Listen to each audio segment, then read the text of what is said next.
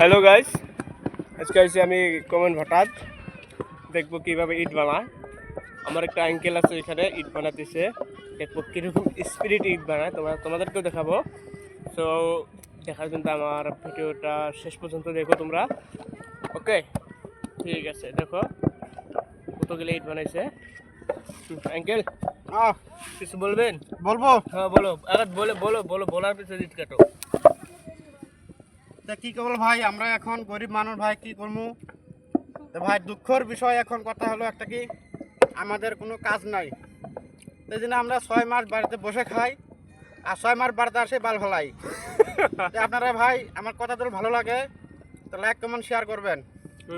এখন ইট বানান দেখাও তো। ভাই এখন আমার কথা কওয়ার সময় নাই, আমি এখন ইট বানাবো আর আপনারা দেখবেন স্পিরিট ইট বানানি দেখাবো তোমাদেরকে।